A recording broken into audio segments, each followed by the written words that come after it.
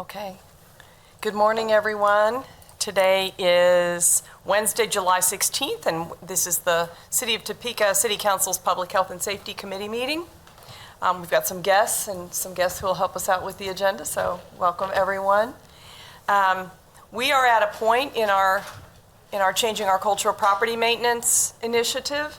We are in the transition into the fourth year out of 5, so it's been a time when we're both reviewing and resetting what the original goals were, as well as preparing ourselves for when an update to our property maintenance code, as well as the fines and fees structure to it, are going to be introduced to us this fall. So that's really the focus of this meeting. Just a quick look at the agenda. We have some guests who will talk about the social determinants of health, just kind of give us a cameo to help set the stage for today, and then we will be talking about the property maintenance code, various elements of it. And with that, Chair. Yes. Thank you. I do want to say I understand how busy everything is with the changing our culture of property maintenance. I also want to state, in an earlier email, is that there is the need, and there's going to be the need in the future, to allow more time for the social determinants of health, for us to get our bearings not only in our own education, staff's education, and whoever may be watching this, but we know we need a wider lens of education as well. So talking about brief, cameo, etc. is perhaps fine for this meeting, but I am going to be very vocal in that I want to see in this agenda, even though you are chair, more time designated, because we're not dipping our big toe in this and then dipping it out. This is a serious movement. This is a serious endeavor. And even though you may know everything about the social determinants of health, there are a lot of people watching and a lot of people on staff, and I myself, that do not. So I am going to be pushing for more time because this is not something, in my opinion, that should just be given briefs and cameos, even though we know changing our culture of property maintenance is very important. Thank you. Thank you. We'll keep that in mind. For everybody, I mean, the social determinants of health is why we're here. So it is good to do a refresher, but the concern about how houses and neighborhoods felt when people walked down the block was one of the reasons why cities do codes in the first place, and certainly why we're looking at ours, and both the content and the way it's being managed today. First, a call to order. Committee members, you want to introduce yourselves? David Banks, Council for District 4 Southeast Topeka. Thank you. Christina Valdivia Alcala, District 2 Representative. And I'm Karen Hiller, Chair and Representative District 1. Next item would be to approve the minutes from June 18. Entertain a motion to approve? Move to approve. Second. No corrections, additions? All right, with that, all in favor say aye. Aye. Opposed? Done. Social determinants of health. Our guest is Sarah Carnes from I'll let you self-introduce so that you introduce your initiative by all of its names as well as where you're from. How about that? I can do my best. Good morning. Thank you for having me. I'm Sarah Carnes Vincent, and I'm here from Livewell, Shawnee County, and I'll be presenting on our impact teams. Those are the 7 subgroups, thank you, within our health coalition. Any questions as I get started? Okay. Am I? Name your initiative group again. I think it was hard to Sure. So Livewell, Shawnee County, formerly Heartland Healthy Neighborhoods, we rebranded about a year ago, is Shawnee County's Health and Wellness Coalition. We focus our work around the social determinants of health. If you're familiar with the Community Health Improvement Plan and the Community Health Needs Assessment, those greatest health needs are determined in that needs assessment process, and then goals and objectives are written into that health improvement plan. And our impact teams, which I'll talk about here in a moment, are how we carry out those goals and objectives. They're the implementation arm of the Community Health Improvement Plan, the real boots on the ground. That's great. And how big, just describe a little bit how big your coalition is, who's Sure. involved. We have 7 impact teams, and those impact teams are made up of area experts and organizations within the community that are doing the work of doing health work in the community in a variety of ways. We really believe that coming together is a lot more impactful and beneficial to the community than people operating in silos and doing things only on their own. So we gather folks together and create a better result for the community in that way. Thank you. Yeah. So I'm going to go through each individual impact team. Like I said, there are 7. We recently switched the name from impact team or from work group to impact team. So if I say work group, I mean impact team. And if you have questions as we go, please stop me. There's a lot of information and I probably can't get it all out there today. So just stop and ask questions as I move along. Where should I point this? Okay, thank you. So here's just a little bit about impact teams, and I am happy to email these slides to you if you don't already have them. We have them in our packets, Oh, and so perfect. they are also available to the public in that way. Perfect, okay. And you can also find more information on our website, livewellsnco.org. So these impact teams, dedicated members of the community working in these areas that impact our health. And I'll go into the details here in a second. So the first one is Active Environment. Active Environment is chaired by Andy Fry, co-chaired by Andy Fry of Topeka Community Cycle Project and Dr. Myron Linewetter from Rossville Community Foundation.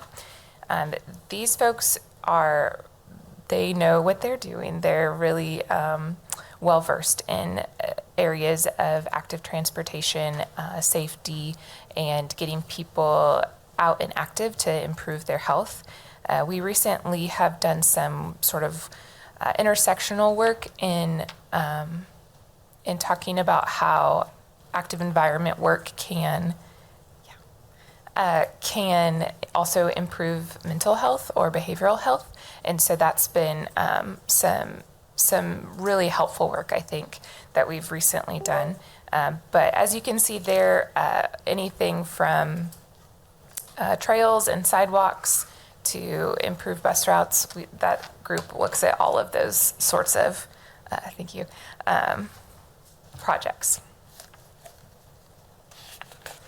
And then Healthy Babies, which is chaired by Danielle Twemlow, Stormont Vale, works on the improving the infant mortality rate that is, or addressing the infant mortality rate that is so high in the 66604 zip code, and as well as all over the county. A lot of education is provided and resources to new parents is provided through that work group. They're getting ready to do a community baby shower, which I hope you'll see information on our Facebook page later on. That will be about that big project that they do.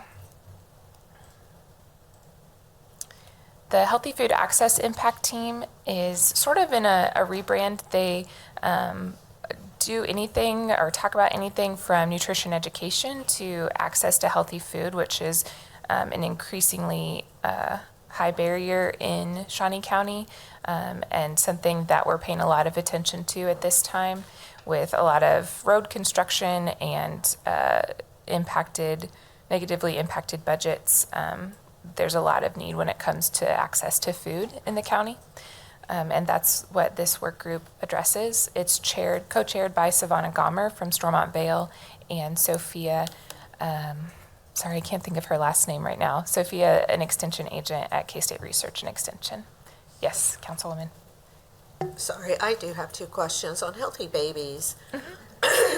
Can you tell me how long that baby shower initiative's been going, which I just found out about? Sure. I'm going to defer to Danielle. It's Just how been many going years? on years. 10? 10 years? Okay.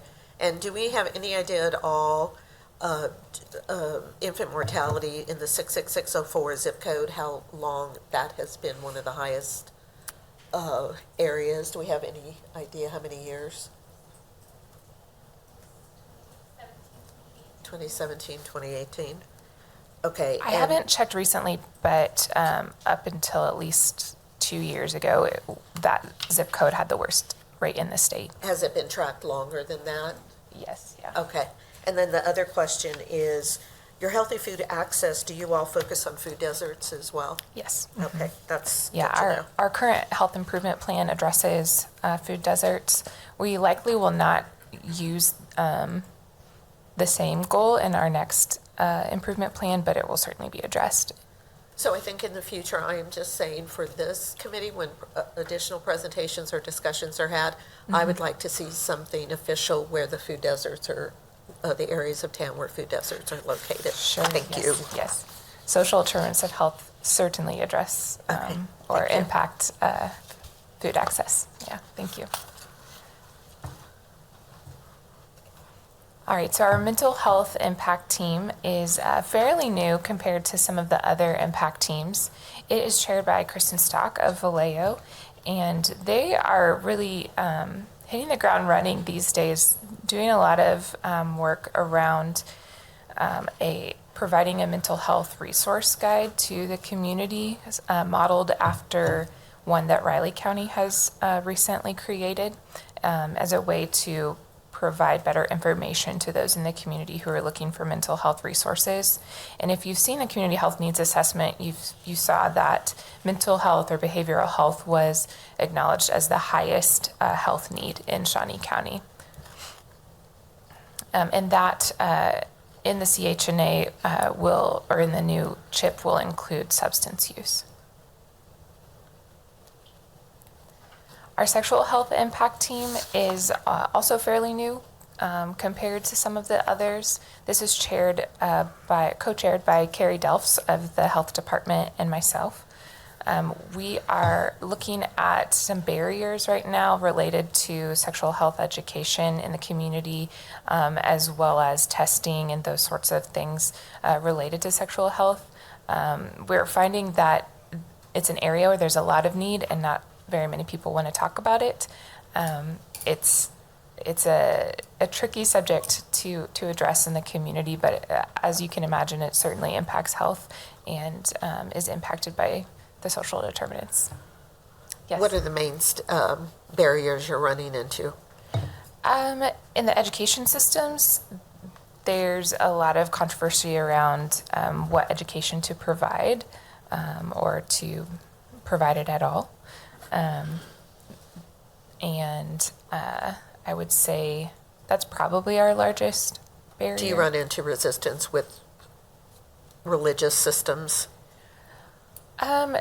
Not specifically. That might be a reason that some parents who have children in public schools don't want to address it, but that hasn't been called out directly.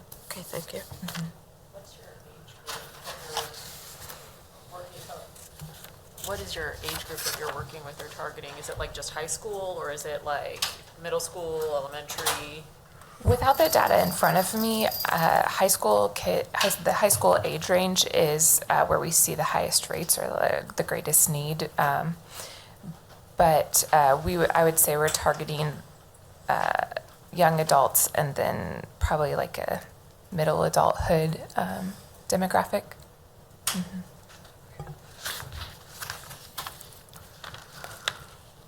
And then substance misuse impact team.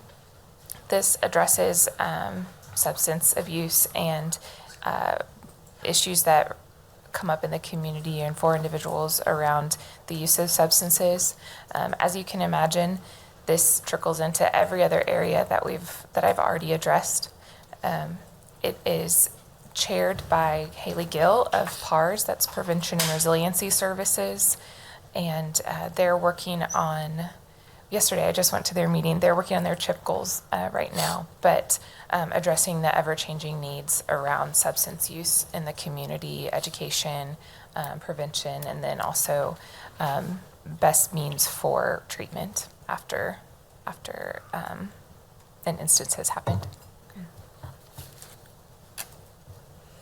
And then the tobacco aerosol prevention Impact Team is our newest impact team that is chaired by Adia Von Hunter of the Health Department. They are working on providing better resources to parents of teenagers in the community, and they do a lot with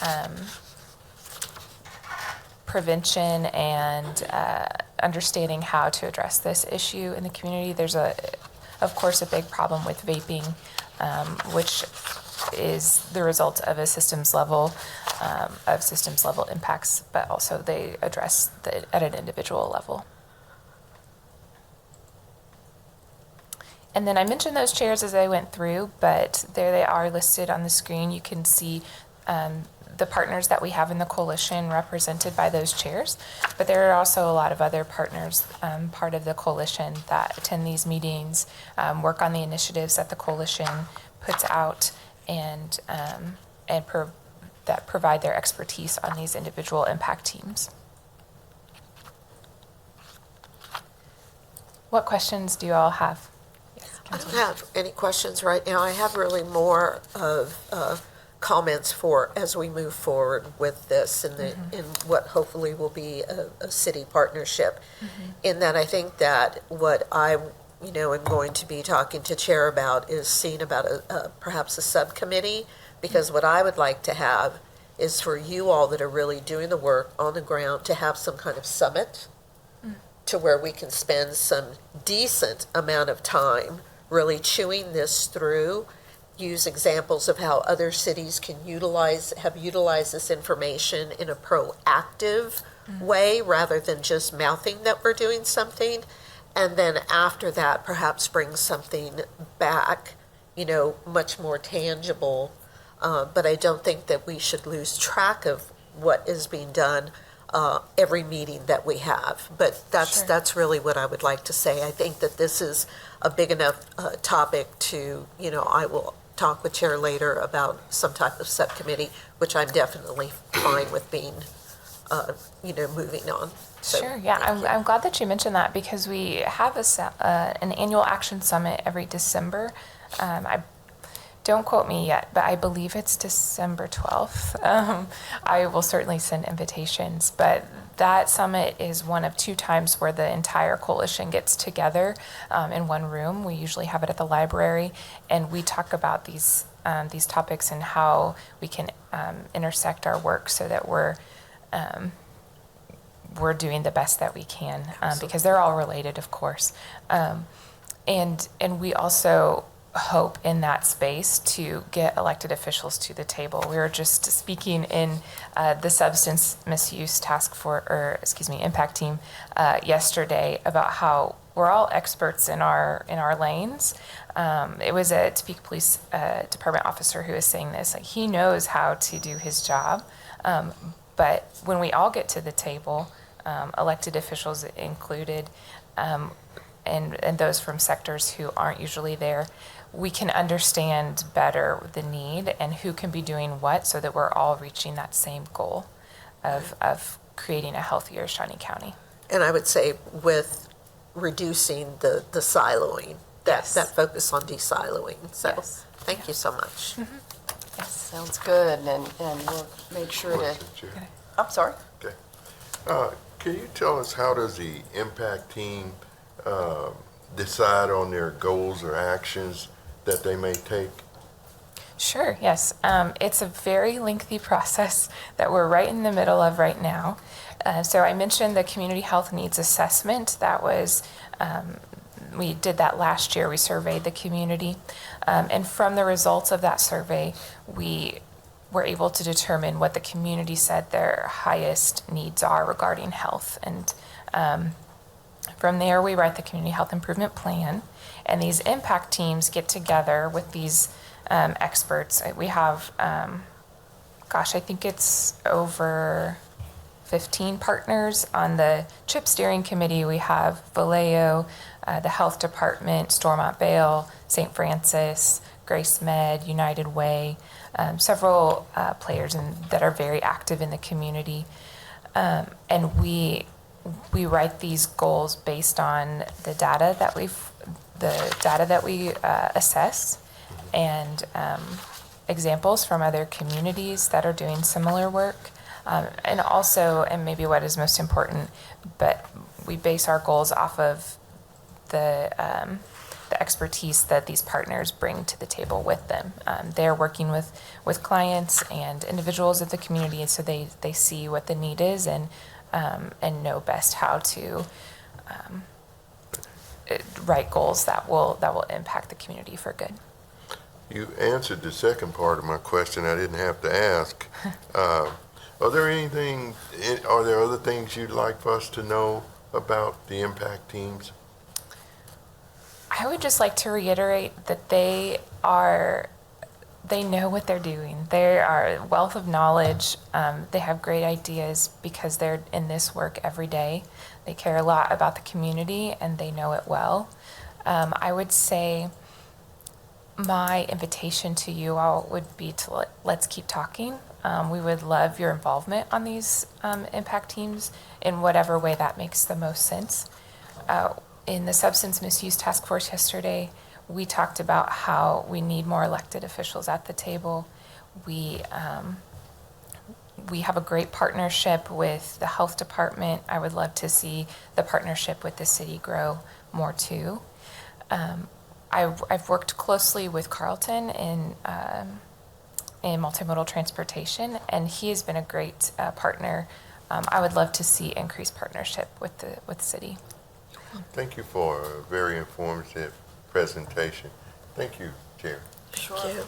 Yes, thank you. And if there is I know it's a little, I was involved in the early years, particularly through active transportation, so I've got that piece of it, but it's a little overwhelming with 7 different initiatives going on. If there is a publication that bullets each of those, it might be good to get people on this committee anyway, or the whole council actually, with your goals on your mailing list so that we're seeing it a little bit more often.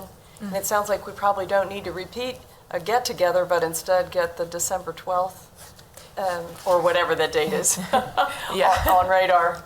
So thank you so much for the presentation today. Yes, thank you all so Thanks. much. Thank you for your time. With that, we'll move into changing our culture of property maintenance. The first item 4A on that, if you flip through your handout packet to about the middle, you'll see the update, the 4 challenges document that staff has prepared along the way, and Nicole Stovall will be presenting on this and working off that document. Yep, we've got our 4 challenges that had been adopted, and this, what you've got in front of you, I kind of broke down into more so bullet points. We've got our overall 4 initiatives and then how that's going to be kind of accomplished in the smaller portion. It'll say 4. It wasn't part of the packet. It wasn't. Well, while they're pulling the document, we last month talked about the specific data, the performance data that the staff has finally been able to get base year time on and pull forward. And that's, yeah, it's attached to the minutes. It was in the minutes from this last time. And so what Nicole is doing is bringing forward the actual overall goals of the initiative from when we started to be able to back some of that data into.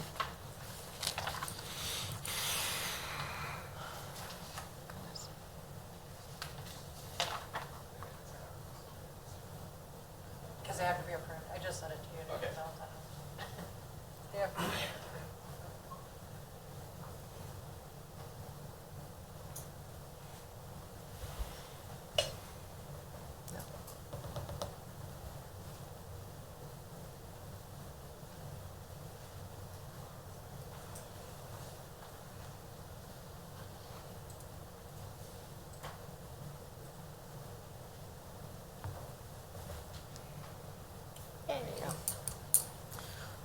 So our first goal was to reduce the current substandard structures by 50% in 5 years, and that was by establishing a system within existing laws to do complete interior inspections on all structures that appear to need it and or upon request.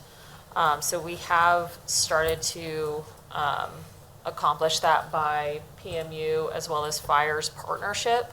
And we also have our complaint system, the C-Click Fix, that's established.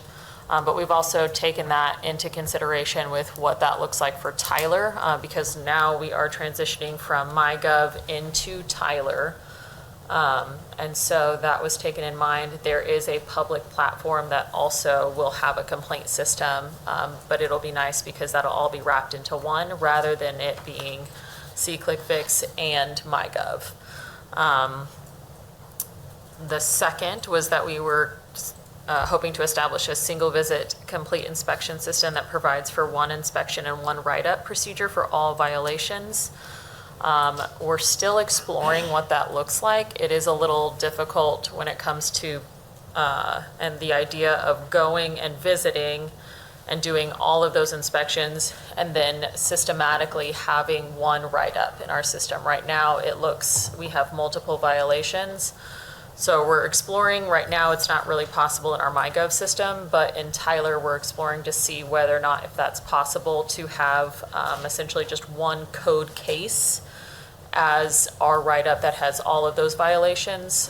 Whether or not that's going to be possible, we haven't necessarily gotten an answer for that yet. Our third bullet was to allow extensions to parties who are working on compliance. That has been an overall focus as far as with PMU is to have voluntary compliance. Not necessarily to go in and just write everyone up, have a fine, have a fee, and say it's done. So for exterior violations, we typically give no more than 60 days. And then for interior violations, it's no more than 30 days. Those aren't necessarily a hard, like it's a hard and fast, I guess, or how you would say it as far as only giving 60 days, as long as we are seeing that progress being made. There can be some sort of wiggle room, but that is the general, as far as guidelines for exterior and interior violations. We also wanted to set up a system for referring property owners to paid or volunteer laborers. We've done that so far by the mowing promotional material that's on our educational material. We have a list of mowers that will do that at a reduced cost. We also have or had explored our housing navigator position that had since then, that position had been retired, but then had been reactivated into the community navigator with Monique and her team, and I think she's got an update for us. And so we also then were looking with Tyler with that system to see how we can actually flag our housing services once we have violations that may have a need that we could meet as a city, or having them partner with our housing services, how in our system we can automatically flag rather than waiting for people to actually physically talk to each other. Yeah. So on the bullet of set up system for referring property owners to paid or volunteer laborers, is that going to be something that we're going to seek to utilize for maybe, I'm going to use North Topeka East as an example. In my way of looking at it, North Topeka East, after 5 years, is just laboriously slow with getting code compliance issues up to task. I can look at anywhere in North Topeka East and there's still a myriad of issues, even in North Topeka West. So we know that these are much lower income folks. So is that going to be kind of the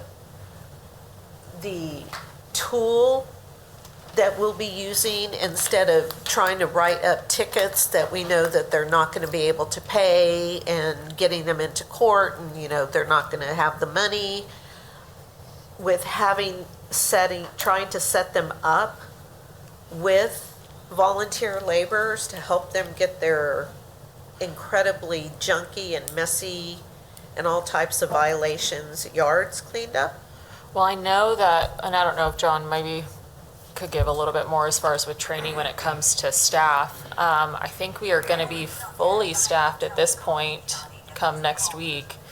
But training those individuals to say, hey, these are all of our resources. This is what we'll have. Also, just with that community navigator, they are going to be well-versed. And when it comes to anything that the community could offer as far as help.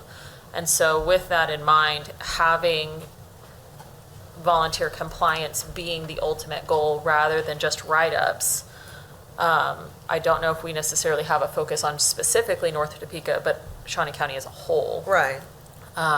So as far as, I think, just certain areas, we don't have, I don't think, anything in place that would say if you fall within this category.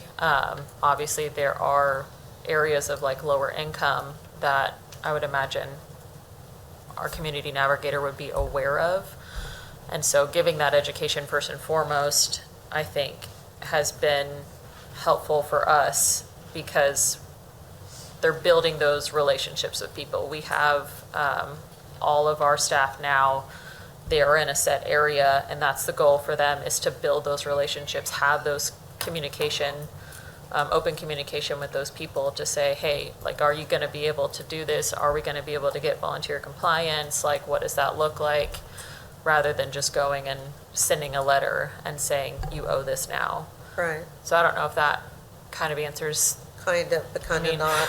So Like, we'll I just keep on. don't We'll just necessarily wait. have We'll just as far wait a as little like, bit. yeah, a specific, as far as within that area specifically. Yeah, yeah, and We I'm don't not necessarily trying to have a plan. focus just, have you focus just on North Topeka. I can only speak from where I'm comfortable from. So we'll just hang with it and see how it flows. I think that's a really good point to bring up, in that we focused on this whole issue through property maintenance code enforcement, but our goal, which is why we're bringing this back, was to have people take care of themselves and each other and not have code have to come out at all. Right. So that's, it's Well, and good. I think that to that point, it really does speak to the fact that our community navigator, formerly housing navigator, was such an important piece, because it bridges that gap even more between volunteers or community resources and people that can't necessarily do that work themselves. Right. And so if they were to have those types of issues, that's something that immediately they could call and speak to one person who knows all of those resources. Okay. Well, we'll just see how it goes. Thanks. Kind of, if I can, we'll throw in the mowing as an example. When we started, we wanted to do a mowing program and start with that.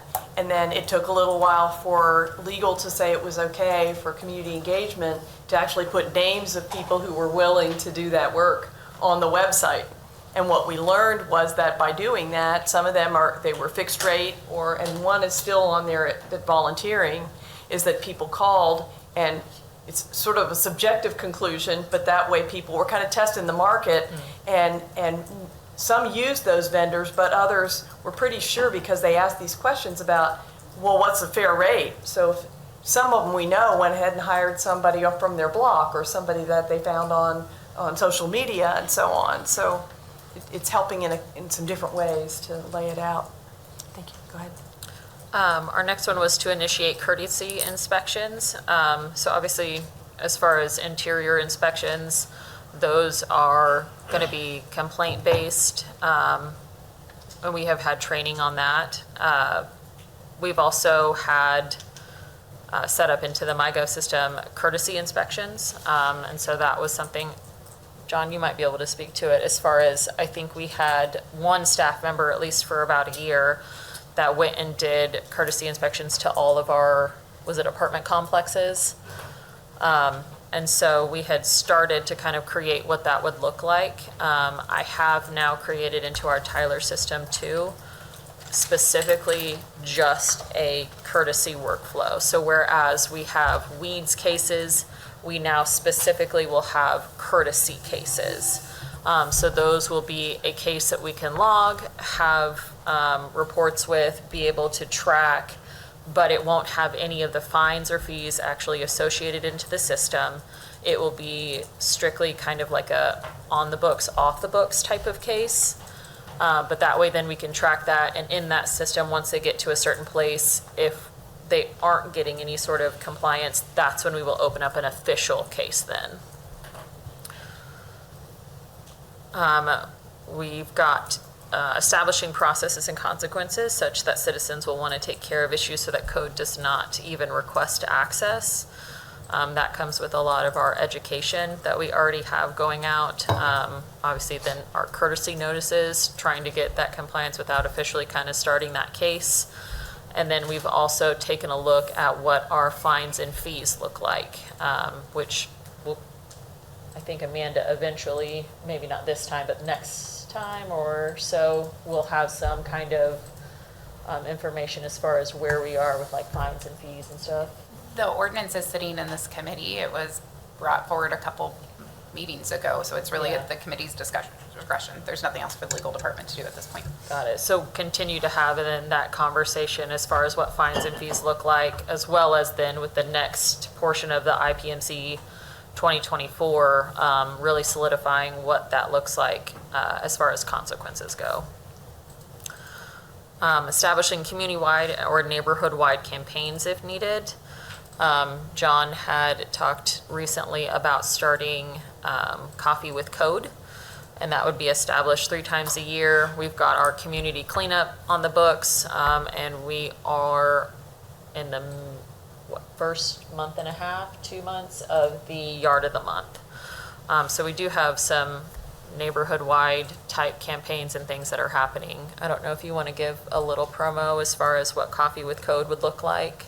Sure. I wanted to create a safe environment for staff to meet with the public and have the public offer any ideas they might have, any concerns, any questions.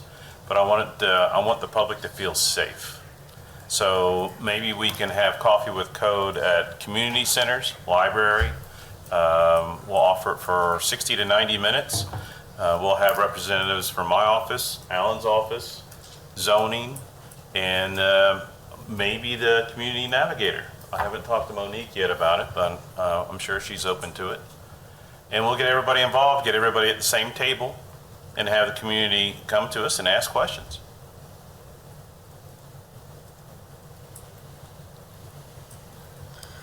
Our second challenge was to reduce deterioration in vacant structures. We would be doing that by staff establishing procedures to advise owners of long-term vacant or soon-to-be vacant structures about mothballing standards. We had created several months ago a pamphlet that was our mothballing guide, so a property preservation guide. And that goes out with all of our vacant structures violations. And so that is split up into several different categories on how to secure your property, what that looks like for making sure that the yard is taken care of, while somebody isn't necessarily living in their day-to-day. So that was just kind of more so a helpful guide that we also included then, and will continue to include with all of our vacant property violations. With that then, it would also hopefully then encourage owners to implement, and then also referring them to resources to advise and assist. We have created, as far as the third one as well, the process that implementing through that vacant registry through communications. We have a vacant registry that we are working through that would become periodic throughout code, going and taking a look at all of these properties. The specifications for our vacant registry list was anything that had not had water for at least 6 months, or for more than 6 months, excuse me. So any property that we had in Shawnee County that actually had a structure on them that hadn't had water for the 6 months or more, we then have started to take a look at and try to either contact owners or go out and physically see the property. We've started with around 300 to 400 that we're working through right now, but potentially when we had those mapped, it was up to 1,500 properties.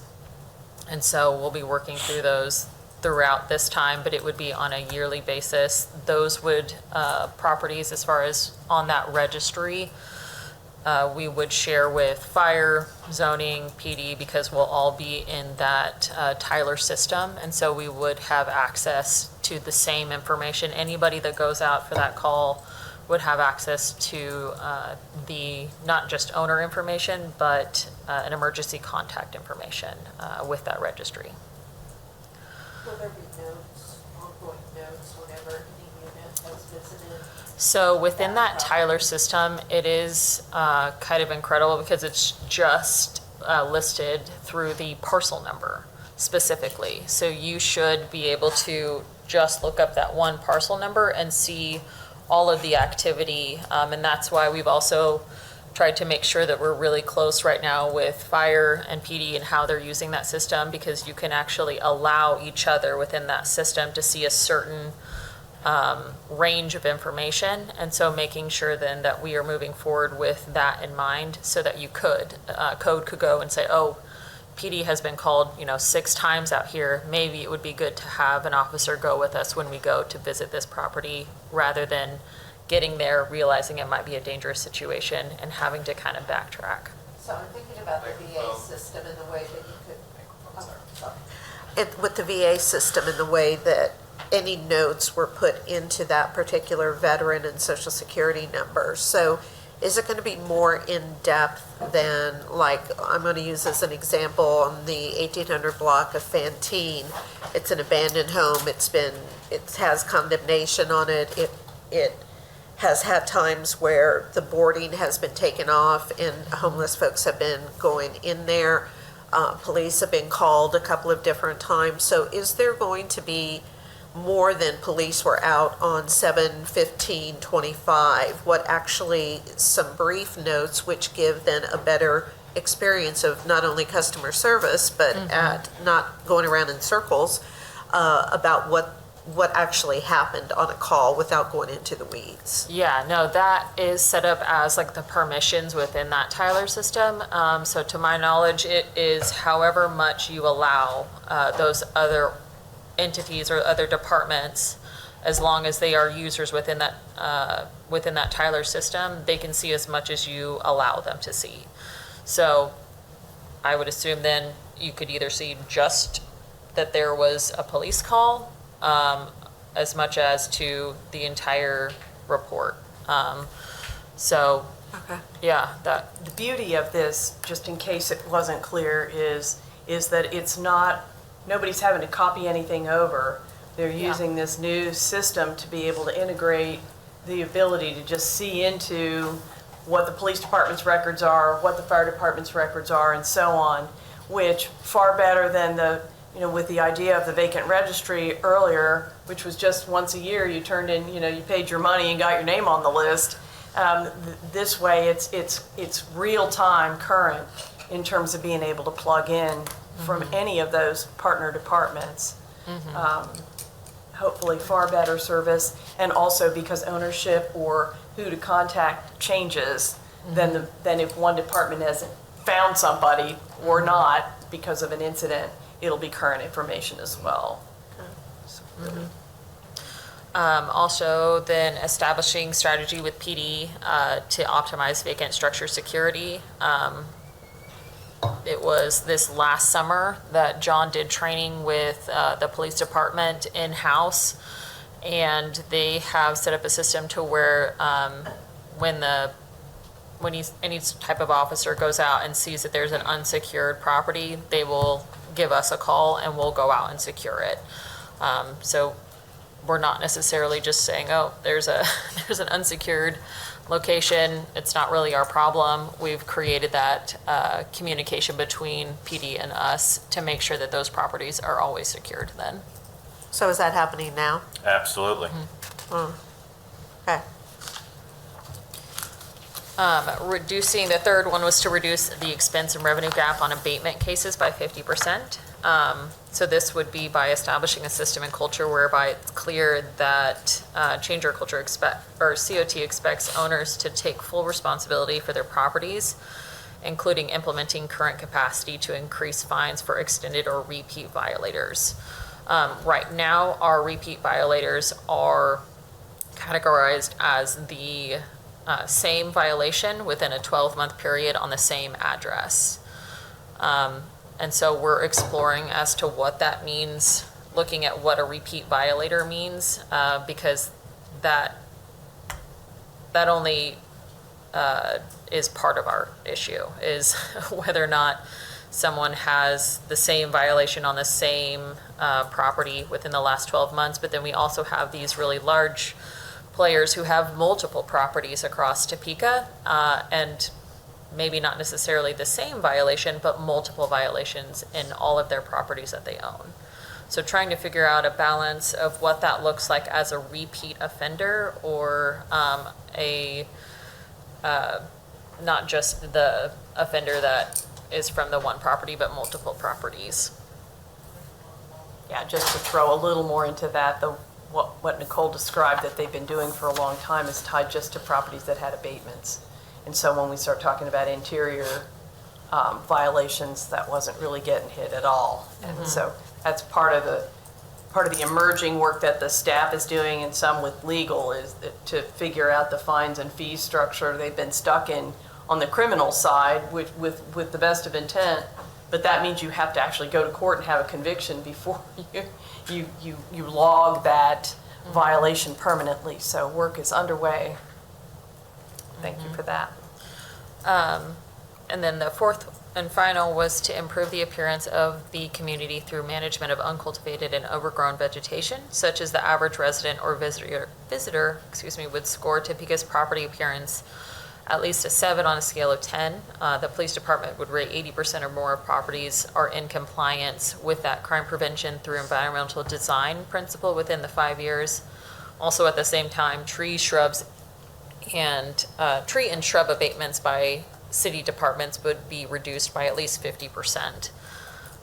So we would hopefully accomplish that by the initiative would require a minor amendment of new legal interpretations of the code about vegetation that's over 12 inches that has turned into shrubs, trees, or vines, as well as sync up with non-IPMC sections of the TMC that addresses that same issue.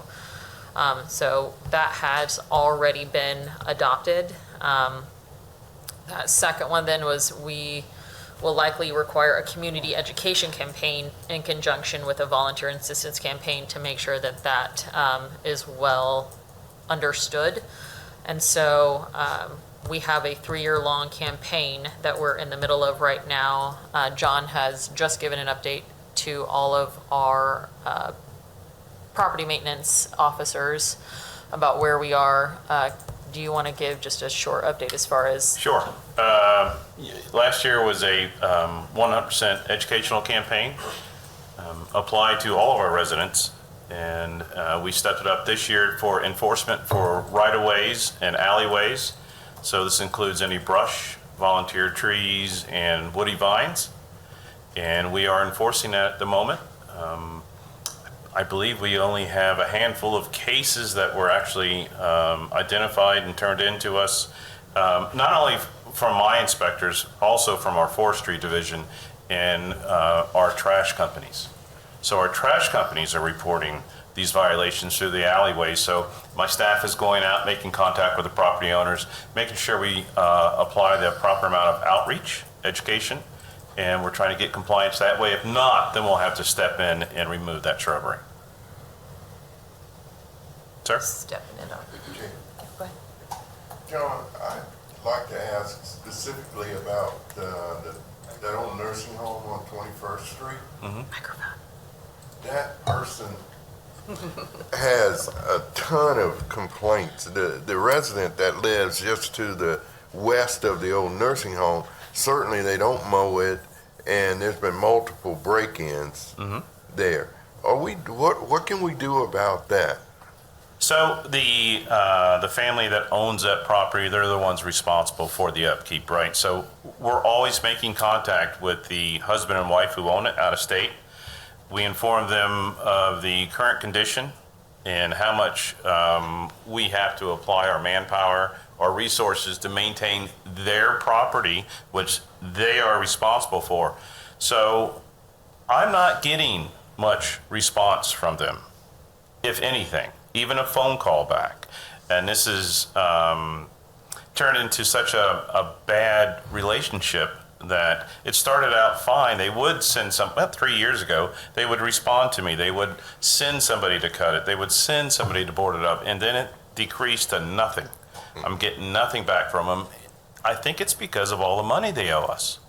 And so they see all the funds that we had applied to their taxes, and they get our invoices when we send it. So I don't think they care for the city much anymore, and hopefully they want to sell the property because they can't maintain it. Until that happens, we will stay on top of it, and we do appreciate the neighbor calling us.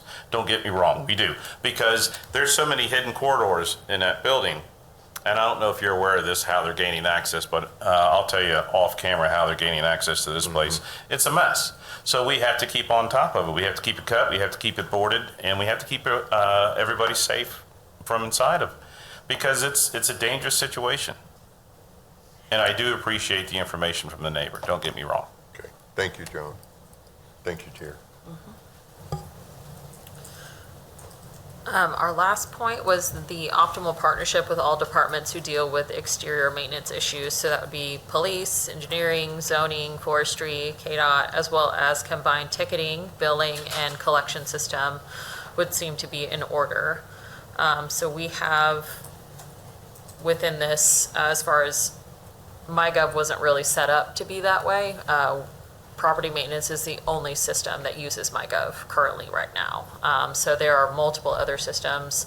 We had conversations with a lot of our departments, and there is a lot of stuff that people do separately that we don't necessarily know what each other is aware of. So our hope with this new system with Tyler and the whole Topeka Together project was to have just centralized information. So I do know that we have a central billing system in place for Tyler. And then also within our system, there is the ability to notify and flag each other departments. So I actively had finished working on, in our system, if there is any sort of code violations, it'll actually put the property on a hold to where it flags anyone that goes into that parcel level for like permitting or for zoning. They will see immediately, it'll red flag it that there is an active violation as far as in code. And then they can proceed to move forward however they would like. As far as either to issue a permit or if they're changing zoning or do anything like that. But making sure we've kind of started to set that up within this new system to be able to have more communication with each other. So I have a question. If we see violators that aren't paying attention to what we're sending, then they come up for permits or whatever, it's still up to the discretion of the department whether they're going to allow or not? Or can we make something, create a system to where it's not allowed until they get up to speed on where they need to be with, you know, the maintenance, the violations, and the pay up? So I think Rob Scott would be the one to be able to bring that information to the table, because I think that they, like with code, I don't know if you can correct me if I'm wrong, they also have a set standard as far as what they allow when it comes to like permitting. But I think, to my knowledge, it would be around the same thing as far as an ordinance level, to say if you have any sort of like active violations, you cannot apply for a permit, or you cannot apply for these types of as far as. So it's, Rhiannon can answer that. Oh, okay. That might be better. Yeah, sorry, I was, No, you're okay. yeah, so I think I'm hearing the question. You're saying if somebody has existing violations or back due property taxes and they come through, that is something that Development Service catches before permits are issued? Was that the question? well, yeah, but is it still discretionary whether you allow them to get whatever they're requesting from you all, as opposed to us considering some type of ordinance that says you have this kind of fine, you have this kind of, you know, back due on taxes because we've abated your property 100 billion times, or whatever, we're not going to give this until you pay up? Yeah, so I can't draw it off the top of my head, but I know that it's set out in the code, that there is a certain amount that, up to a certain amount, I believe the city manager can waive that, but once it's over, we have to, or if we do waive it, we have to give notification to the governing body. So I think that maybe in the future, we need to have some discussions on that, because I'm not talking poor folks here. I'm talking folks we know that can afford it, multifamily dwellings especially, is saying no if you're not going to pay up and start playing hardball, which has been a very slow process for us. So thank you for that. The other thing is that is this going to be part of the conversation about the concerns of our collection agency, how effective they are, looking for alternatives if we don't believe that they are being aggressive enough with collecting? Is this where it's going to come in, this kind of dialogue? Is that the possibility? Because I brought that up not only here, but with the city manager, I brought it up at city council.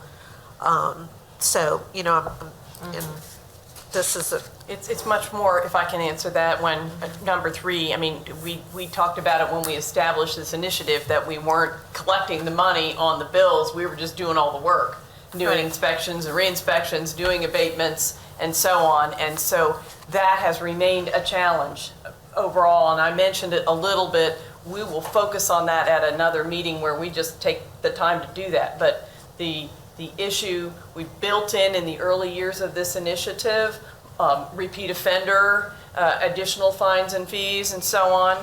And yet what's happened is because it's handled through the criminal justice, through criminal complaints instead of administrative complaints, you have to actually go to court and convict to have that offender status achieved at this point.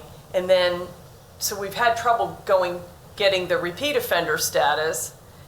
Nicole talked about I guess as a point of clarification, our code allows administrative and criminal now. You can continue. The problem is collecting. A lot of these are LLCs that do not have assets at that point. You're going to throw your assets away and put it somewhere else. So, or they're individuals that are simply impoverished and can't pay their bills. We can get you the results of the effectiveness of the collection agency. We ultimately, a lot of these end up on tax foreclosures, and then you get those. That is something that code is looking at, is state law does allow you to keep it as a lien against the property while you also collect.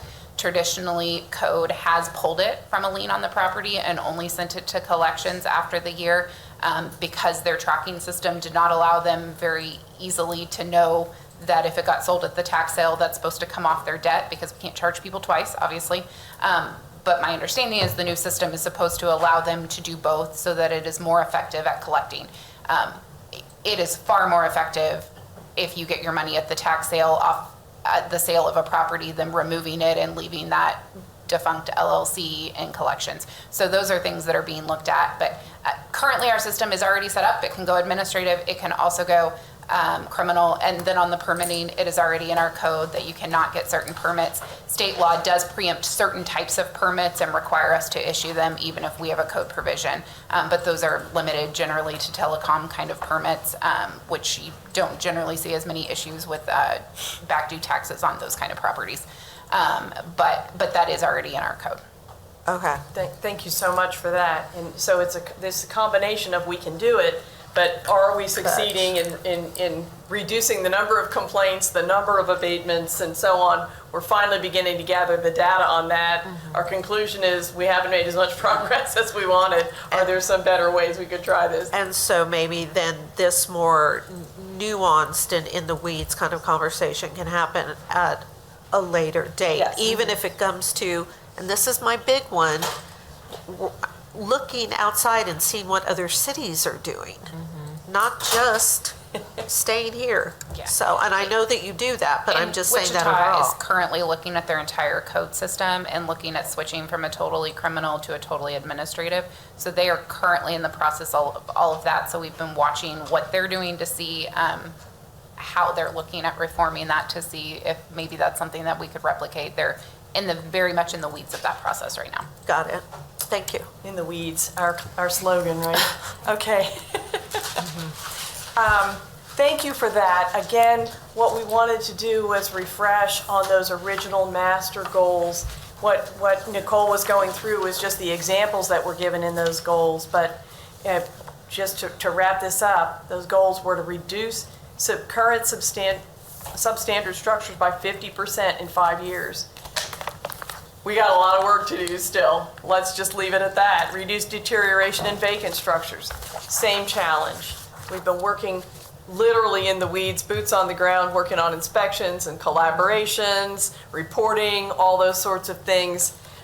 Reduce the expense revenue gap on abatement cases by 50%. Still got a long way to go. We're starting now to gather the data on how we're actually doing, and we can look year to year. We talked about that last month at our meeting. We'll continue to do that. We've got Nicole, a project manager in place now for a year, finally, and she's been dealing with the Tyler system, which has been overwhelming, but at the same time has tremendous potential for us to use to achieve these objectives, and then to improve the appearance of the city through the vegetation. So just a refresher on this. We'll keep it in mind as we go forward into our looking at the code and the fines and fees. Second item on our agenda today, and we have, we're filling some time, but we want to spend some time on it. Well, I take that back. We've got to get to life-threatening violations. We'll get Monique to give us a report on some of the marketing and education, Monique and Dan, and then we'll get into a discussion on life-threatening. Sure. Okay, we'll make it pretty brief. We are back on track with Dan Garrett, Director of Communications. We are posting every other week on our social media related to changing our culture of property maintenance. We did a reminder post last week about how to use the See Click Fix app. And then we are also going to have some earned media with one of the local news outlets. They did an interview with John about code compliance and some of our buildings, so that will be coming out maybe next week. And then we will be talking about the Yard of the Month program. We have selected a winner, and we will be inviting the media out, as well as you guys will be receiving an email shortly to go and award the first Yard of the Month. And that will be happening tomorrow. Tomorrow? Okay. Monique? Sure, thank you. Good morning. Monique Laudet, Director of the Office of Inclusive Communities. So I only have 2 quick updates. One would be on the community cleanups. They have been rescheduled to start the second week of October. This is an initiative that will be led by city employees. It's very hard for us to ask the community to go out to do community cleanups, and we're not doing them as well. So there will be an invitation extended to the community to join us, but it will begin the second week of October, and more information will come in the near future. And so now I'm excited to talk about the Community Navigator. We have found the perfect person for the position. They will start on Monday, August the 4th. And so just to give you a little bit of information, the Community Navigator position was created to connect neighbors with local resources and opportunities. So that will include housing, food, healthcare, employment. It will help them to navigate local programs. If they need assistance with completing applications for a particular program, we'll assist them with that as well. We are receiving phone calls in the Office of Inclusive Communities or emails on a daily basis of people asking about resources. And not only our neighbors, but also other social service agencies asking if there are other opportunities available for different various resources. So it's a phenomenal position that will alleviate some phone calls coming into our 8311 call to the mayor's office, the council office, asking and inquiring. So looking forward to the Navigator starting on Monday, August the 4th. They will work very closely with property maintenance, municipal court, the Division of Housing Services, and all of our community partners as well. So if you have any questions with that, I'll be more than happy to answer that for you. Could you give us just a peep on back to the Yard of the Month on how many submissions you had? And I believe we have 31. 31 from all over town or certain neighborhoods? All over town. All over. All over town. Yes. And some were self-nominations, and some were nominations nominating another yard. So we have all of that data. All right. Well, we'll be waiting. Thank you. Thank you. We knew that was always an important piece of getting this moving. So if people want to look, committee members anyway, have that calendar of 12 months of different subject matters and what you were hoping to roll out. Is that pretty much what's still moving, Dan? Okay, so people can look back. Thank you. Let's move on to life-threatening violations. We've got a handout in your packet on that. I asked John about it not too long ago, and it turns out that he had done this list back in January with staff. Part of what our initiative of both preventing and resolving code compliance issues was giving less than 30 or 60 days if it was something really bad, as well as not giving a whole lot of extensions if someone was living there at least. So John's going to walk us through his list. It's the very last page of your handout packet, and talk about how it's being implemented and how it's working. Sure. So during one of my audits, I've noticed that certain violations require greater attention, right? Instead of giving a typical 60, 30 days for housing violations, there are certain violations that are considered life and safety. And I've narrowed it down to 9. There could be maybe one more that I maybe should be considering. I'm still studying that one, but the 9 that I have is structural integrity, fire safety, electrical hazards, gas and HVAC systems, plumbing, sanitation, egress, accessibility, hazardous materials, pest infestation, and unsafe occupancy. So my staff has been trained to, when they identify one of these violations, it's considered pretty serious. So not only do we cite the owner, we're going to make contact with the owner. We're going to call them up. Usually one of these violations is, if not all of them, are interior. So this is a self-reporting. So this is an occupant of typically a rental or an apartment, and they call and they say, hey, we're not getting any response from the property maintenance, from the apartment complex or the house that we're renting. We're not getting any response from the owner. We'll send an inspector out, we'll identify it. We will call the owner and say, we have a serious issue. You're gonna have a week or 2 weeks to get something to us that says that you've hired a contractor or you've already fixed it. If not, we're going to send this right to court. We're going to prosecute you because this is a life and safety issue, and we're very serious about this. Until this is repaired, we're going to continue with the course to prosecute you because you're not addressing this properly. And this is where we're at with it. And so far, it's helped out extremely well. Could you give us some examples? Sure.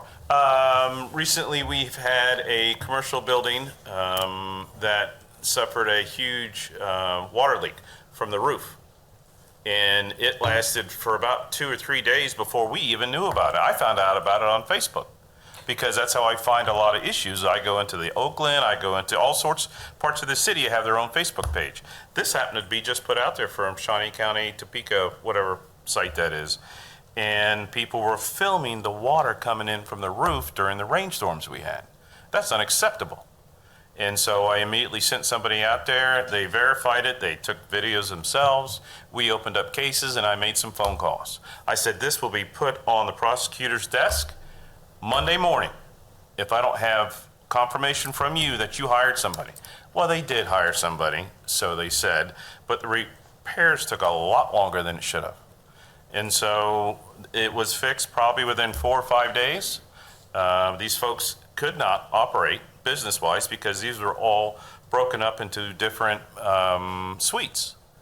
So this company, this owner took this building from one company, like one business, and made it several, which is fine, you can do that, but it affected 6 or 7 different companies inside that one building. That's unacceptable that he wasn't paying this much attention to it, bless you, and should have had it addressed immediately. He did. He got it fixed within that week. It passed all inspections, and I think the amount of tension and the amount of pressure that we put on him simply to get his attention and to get his response helped out all of these business owners. So this does work. It just has to be applied consistently. Others? Any residential? recently? The only residential ones that we've had were the gas lines where the gas company will come by and red flag it. We'll make an immediate phone call saying you have somebody in this house. They don't either have a heater now, they don't have a dryer, or they don't have a water heater. This has to be addressed within 5 days. And so the safety concern wasn't so much that because the gas was shut off, but if they intend on using it and if they intend on keeping that person in there, this has to be repaired immediately. And so it does work. Is there, we all know that circumstances can be different in different situations, occupied, not occupied, this Correct. and that. But is there a corresponding list of how many days you would typically give for these different types of Violations? violations? Mhm. It's case by case basis. We're going to start out with 3 days and we can go all the way up to 10 depending on severity of violation. Okay. And you said that the inspectors have been trained? Absolutely. And the training's going to continue. I mean, we run into new circumstances all the time, and my staff is tasked with sharing their experiences with what they find, right? So we're not operating in silos. We meet regularly as a group, and we share our experiences.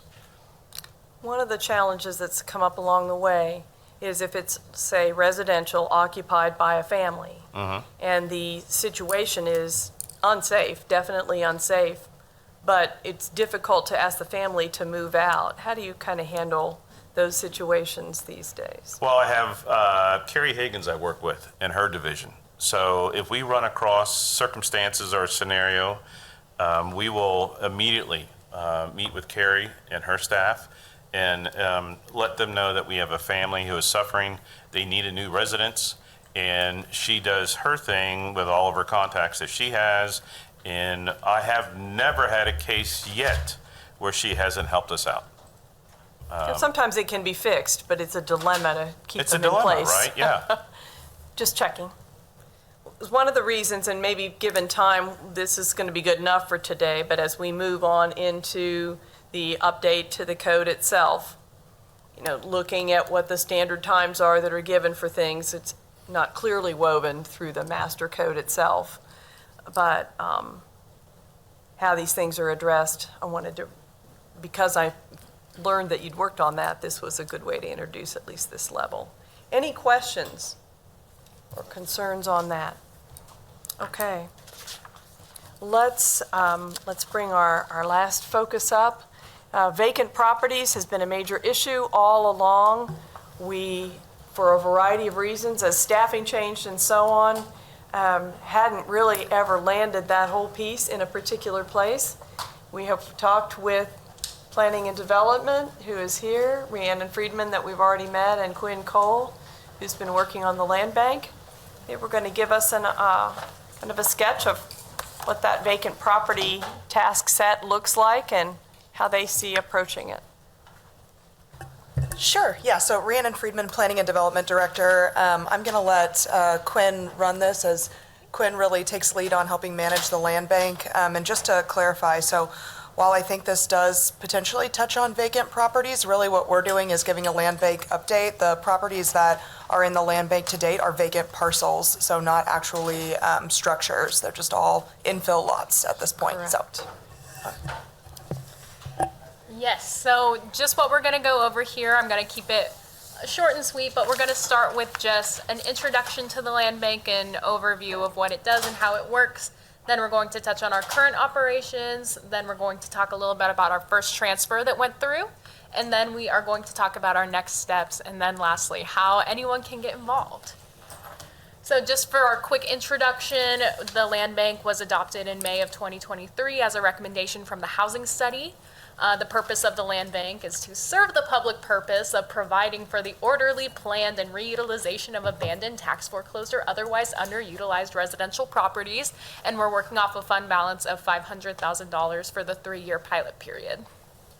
And how it works is the land bank acquires land either through donations, we can purchase from the market, or from the tax sale. And then we forgive any outstanding taxes, we clean up any code violations, and then we are able to sell those properties back to people that are willing to get housing online. And as you know, we have a 5-member board of trustees with a member from council, city staff, and then residents. And all of our transactions are reviewed and approved by this board. So our current operations, the land bank launched to the public a little over a year ago, last June. Currently, we have an inventory of 9 vacant lots. 3 of those lots are within Lawrence Bay, and then the other 6 are kind of scattered throughout the city, many of which are in NRP eligible areas. And then we also have NRP. Yep. Oh, yeah, the Neighborhood Revitalization Plan. Sorry, I thought you were just really excited about it. And then if you would like to see our inventory, we have our interactive map online. Our first transfer, we had a vacant parcel in our Central Park neighborhood. We sold it to Capital Realty LLC for $500. They are going to be building a 3-bed and 1-bath house, a single-family home, and their targeted selling price is $110,000 to $125,000. That's not to say that the value of the home will only be that. They're using a developer write-off methodology to maintain the affordability of this program, and I'll have more details on that once we kind of see it work out. But that construction should be done within the next 90 days and hopefully get a new affordable home online. Yeah, really quickly, I'll just add in too that we plan on doing a ribbon cutting once it's out there. If the developer, they've seemed like they've been great throughout the partnership process, so I think that they would be open to that, but would be great to be able to show off that property and some of the work that was done on an infill lot, and really excited to see that they were able to, I think it's implied that it's a sale price, but a for sale property, so creating affordable home ownership opportunities, not just a rental property, was really exciting. I have a question. Yeah. How many properties from Lawrence Bay are on there? 3. The 3 that were purchased.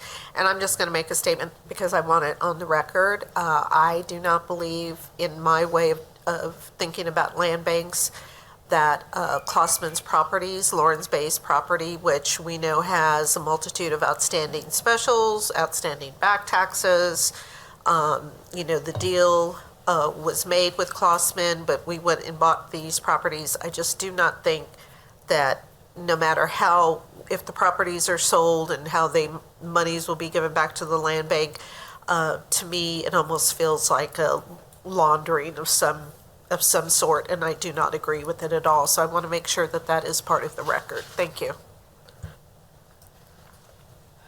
All right, so in terms of next steps for the land bank, we have to share with you some of our short-term goals that we hope to accomplish before the end of the year.